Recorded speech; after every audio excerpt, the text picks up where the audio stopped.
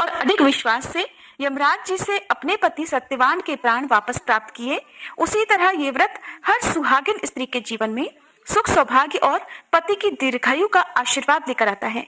तो आइए आज इसी पावन अवसर पर श्रद्धा और भक्ति के साथ सुनते हैं वट सावित्री व्रत की ये पवित्र और मंगलकारी कथा। पौराणिक कथा के अनुसार एक बार मनु जी ने मत्स्य भगवान से पूछा, प्रभु पतिव्रता स्त्रियों में कौन श्रेष्ठ है? किस स्त्री ने मृत्यु को पराजित किया है तथा मनुष्यों को सदा किस सती नारी का नामोच्चारण करना चाहिए?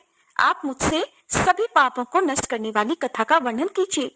तब मत्स्य भगवान ने कहा, धर्मज्ञ, धर्मराज भी पतिव्रता स्त्रियों के प्रतिकूल कोई व्यवहार नहीं कर सकते, क्योंकि वे उनके लिए भी सर्वदा सम्मानीय हैं। इस विषय में मैं तुमसे पापों को नष्ट करने वाली वैसी कथा का वर्णन कर रहा हूँ कि किस प्रकार पतिव्रता स्त्री ने मृत्यु के पाश में पड़े हुए अपने पति को बंधन मुक्त कराया था। प्राचीन समय में मद्र देश में, वर्तमान समय में सियालकोट जनपद में शाकल वंशी अश्वपति नाम के एक राजा थे। उनका कोई पुत्र नहीं था। तब ब्राह्मणों के निर्देश पर वे पुत्र की कामना से सभी कामनाओं को पूर्ण करने वाली देवी सावित्री की आराधना करने लगे।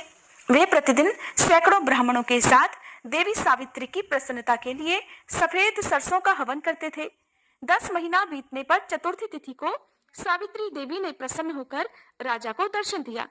सावित्री देवी अर्थात गायत्री देवी ने कहा, राजन, तुम मेरे नित्य भक्त हो, अतः मैं तुम्हें कन्या प्रदान करूंगी। मेरी कृपा से तुम्हें मेरी दी हुई सर्वांग सुंदरी कन्या प्राप्त होगी। तब चरणों में पड़े हुए राजा से ऐसा कहकर वह देवी आकाश में बिजली की तरह अदृश्य हो गई। उस राजा की मालती नाम की एक पतिव्रता पत्नी थी। समय आने पर उसने सावित्री के समान रूप वाली एक स्वस्थ कन्या को जन्म दिया।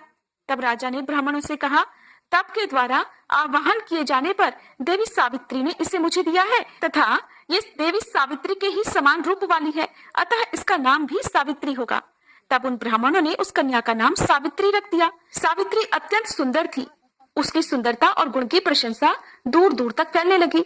जैसे जैसे सावित्री बढ़ने लगी, वैसे वैसे उसका रूप भी निखरने लगा। अब पिता को उसके विवाह की चिंता होने लगी। अश्वपति चाहते थे कि उसी के अनुरूप सावित्री को पति भी मिले, किंतु कोई मिलता ही नहीं था।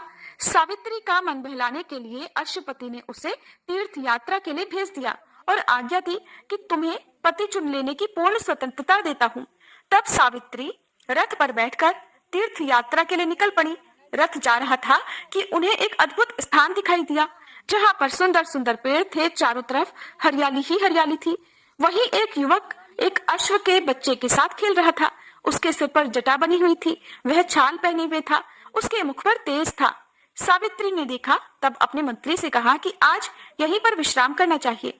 रथ जब ठहरा तो वह युवक उनका परिचय पाने के लिए उनके पास आया। जब उसे पता चला कि वो तो राजकुमारी है, तो वह उन्हें बड़े सम्मान से अपने पिता के आश्रम में ले गया। उसने ये भी बताया कि मेरे माता पिता दृष्टिहीन हैं। मेरे पिता किसी समय साल्व देश के राजा थे। वो इस समय यहाँ तपस्या कर रहे हैं और मेरा नाम सत्यवान है। दूसरे दिन सावित्री घर लौट गई और बड़ी लज्जा तथा शालीनता से उन्होंने सत्यवान से विवाह करने की अनुमति मांगी। राजा अश्वपति बहुत प्रसन्न हुए कि सावित्री को उसके अनुरूप वर मिल गया है, किंतु बाद में ज्योतिषियों से पता चला कि सत्यवान की आयु तो बहुत कम है और उसकी तो अब केवल 1 वर्ष की ही आयु शेष है। तब ये सारा कारण जानने के बाद सावित्री देवी के पिता को बहुत दुख हुआ। उन्होंने अपनी पुत्री को सब प्रकार से समझाया कि ऐसा विवाह करना जन्म भर के लिए दुख मोल लेना है। सावित्री ने कहा, पिताजी, मुझे इस संबंध में आपसे कुछ कहते हुए संकोच और लज्जा का अनुभव हो रहा है। मैं विनम्रता के साथ ये निवेदन करना चाहती हूँ कि आपने ही तो मुझे वर चुनने की स्वतंत्रता दी थी। मैंने पति के रूप में सत्यवान को चुन लिया है और अब अपनी बात से हटना तो आपके आदर्श का अपमान होगा और युगों युगों के लिए अपने तथा अपने परिवार के ऊपर कलंक लगाना होगा। अश्वपति सावित्री की बात सुनकर निरुत्तर हो गए। उन्होंने विद्वानों को बुलाकर विचार विमर्श किया। तभी वहां पर देवर्षि नारद जी का आगमन हुआ। देवर्षि नारद जी को प्रणाम करके राजा ने उनसे भी पूछा कि देवर्षि, बताइए मेरी पुत्री के भाग्य में क्या लिखा है।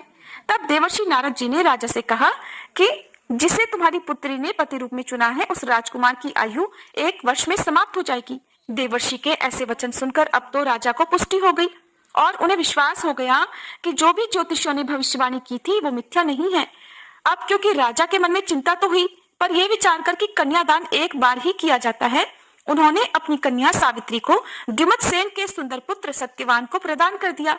सावित्री भी पति को पाकर अपने भवन में नारद जी की अशुभ वाणी सुनकर दुखी मन से समय व्यतीत करने लगी।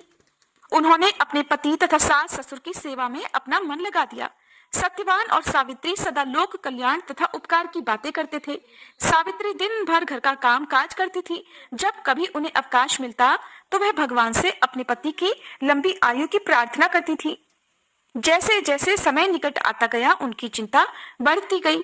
आज से चौथे दिन बाद सत्यवान की मृत्यु हो जाएगी, ऐसा ब्राह्मणों के मुख से सुनकर धर्मपरायणा पतिव्रता राजपुत्री सावित्री ने सास ससुर से आज्ञा लेकर त्रिरात्र व्रत का अनुष्ठान किया।